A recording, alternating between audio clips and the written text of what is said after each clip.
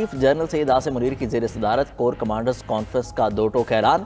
شرکاء نے کہا شہداء کی یادگاروں کی بے حرمتی اور فوجی تنصیبات پر حملہ کرنے والوں سے قانون کے مطابق نمٹا جائے گا۔ فوج قوم کا دفاع اور خدمت ہر ممکن طریقے سے جاری رکھے گی۔ شرکاء کا عزم، انتخابات میں مداخلت کے الزامات بھی مسترد کر دیے۔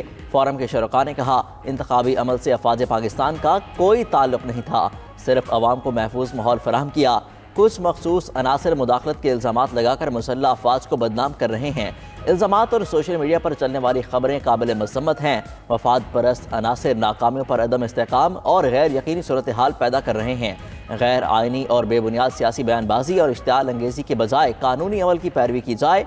فورم کا مرکز اور صوبوں میں اقتدار کی جمہوری انداز میں منتقلی پر اطمینان کا اظہار۔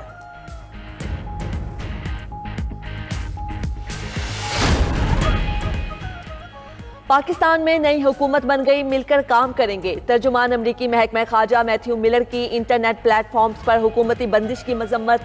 کہتے ہیں امریکہ دنیا بھر کی طرح پاکستان میں بھی آزادی اظہار رائے کی حمایت کرتا ہے، پاکستانی حکام پر بنیادی آزادی کے احترام کی اہمیت پر زور دیتے رہیں گے۔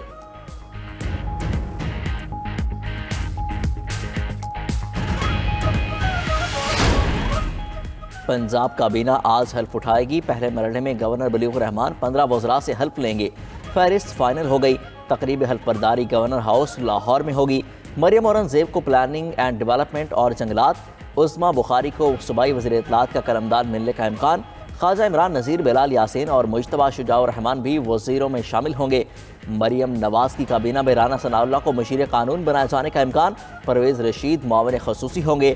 چودھری شافع حسین کو بھی وزارت دی جائے گی۔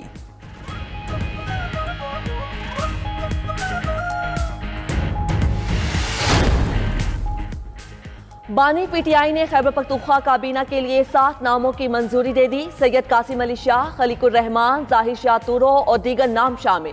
سابق اسپیکر خیبر پختونخوا اسمبلی مشتاق احمد سینئر وزیر ہوں گے۔ ابتدائی طور پر 10 وزراء، 3 مشیر اور 3 معاونین خصوصی کا اعلان کیا جائے گا۔ دیگر ناموں کا اختیار وزیر اعلیٰ علی امین گنڈاپور کو دے دیا گیا۔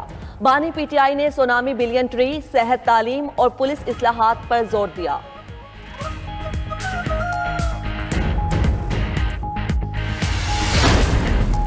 سینیٹر اسحاق ڈار وزارت خزانہ کی دوڑ سے باہر۔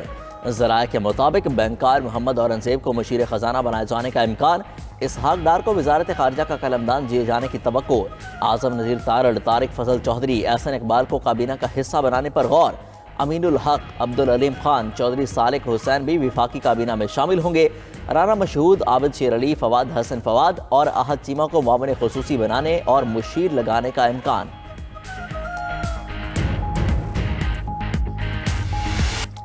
ذوالفقار علی بھٹو ریفرنس پر سپریم کورٹ آج رائے سنائے گی۔ عدالت نے 4 مارچ کو صدارتی ریفرنس پر رائے محفوظ کی تھی۔ چیف جسٹس قاضی فائز عیسیٰ کی سربراہی میں 9 رکنی لارجر بینچ نے کیس کی سماعت کی۔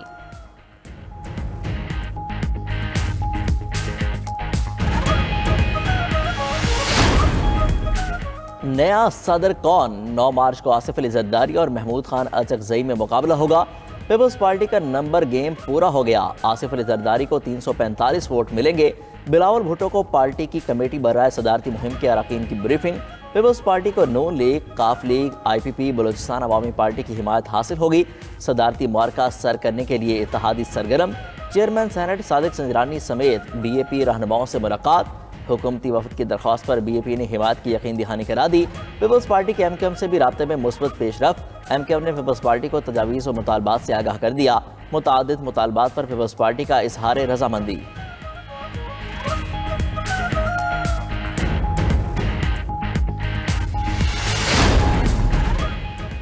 وزیر اعظم ملک کی معیشت کی بحالی کے لیے سرگرم، ملک کو ترقی کی راہ پر چلانے اور عوام کی زندگی میں آسانیاں لانے کا عزم۔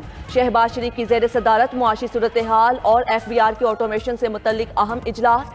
وزیر اعظم کا ایف بی آر کی بریفنگ پر عدم اعتماد کا اظہار۔ کہا رونے دھونے سے کچھ نہیں بدلے گا، ماضی میں جو ہو گیا اس سے سبق سیکھ کر آگے بڑھیں گے۔ یہ پاکستان کے لیے زندگی اور موت کا مسئلہ ہے، ادھار کی زندگی سے نجات حاصل کرنے کی راہ اختیار کرنا ہوگی۔ وزارت داخلہ اسمگلنگ کے خاتمے کے لیے پوری قوت سے کام کرے گی، فوج بھرپور معاونت کرے گی، خود نگرانی کروں گا۔ معاشی نظام کی مجموعی اصلاح اور حکومتی اخراجات میں بڑی کمی لانے کے لیے جامعہ سفارشات پر طلب۔ FBR کی مکمل ڈیجیٹلائزیشن اور آٹومیشن کے عمل کی فوری آغاز کی ہدایت۔ سنی اتحاد کونسل کو نہ ملنے والی مخصوص نشستیں دیگر جماعتوں میں تقسیم، نون لیگ کو 34 5 اقلیتی نشستیں ملیں، 123 نشستوں کے ساتھ سب سے بڑی جماعت بن گئی۔ پیپلز پارٹی کو 16 خواتین اور 3 اقلیتی نشستیں ملی، مجموعی تعداد 73 ہو گئی۔ پنجاب سے نون لیگ کو قومی اسمبلی کی 27 اور پیپلز پارٹی کو 3 نشستیں ملی۔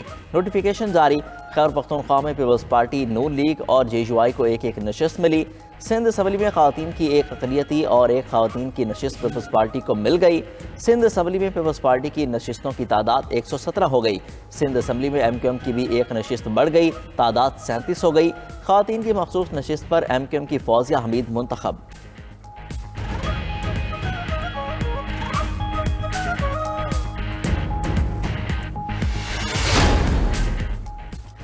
سنی اتحاد کونسل کو مخصوص نشستوں سے متعلق فیصلے پر شدید تحفظات، اتوار کو احتجاج کا اعلان۔ الیکشن کمیشن کا تحریری فیصلہ حاصل کر لیا، قانونی ٹیم سے مشاورت کے بعد فیصلہ چیلنج کیا جائے گا۔ بیرسٹر علی ظفر کہتے ہیں ان کی نشستیں چھینی گئیں۔ آئین کہتا ہے قومی اسمبلی میں جتنی نشستیں ہوں گی اس کے مطابق سیٹیں ملیں گی۔ شیر افضل مروت کہتے ہیں الیکشن کمیشن کا فیصلہ آئین کی صریحاً خلاف ورزی ہے۔ عاطف خان نے کہا الیکشن کمیشن کو عوامی مینڈیٹ چھیننے نہیں دیں گے، فیصلے کے خلاف عدالتوں، سڑکوں اور اسمبلیوں میں آواز اٹھائیں گے۔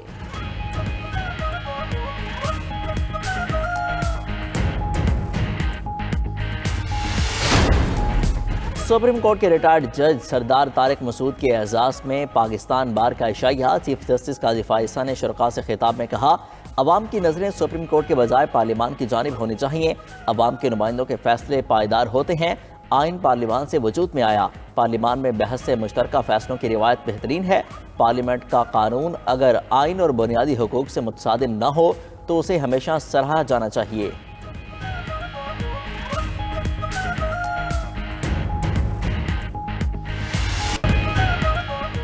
وزیر اعظم شہباز شریف کا بارش سے تباہ حال گوادر کا دورہ، وزیر اعلیٰ بلوچستان سرفراز بگٹی کے ہمراہ متاثرہ علاقوں میں نقصانات کا جائزہ، متاثرین سے ملاقات، مسائل دریافت کیے اور موقع پر ہی حل کی یقین دہانی کرائی۔ متاثرین میں امدادی سامان تقسیم کیا، مالی امداد کا بھی اعلان۔ کہا جاں بحق افراد کے لواحقین کو 20 لاکھ فی کس ملیں گے، مکمل گھر تباہ ہونے والوں کو 7.5 لاکھ اور جزوی نقصان پر 3.5 لاکھ روپے دیے جائیں گے۔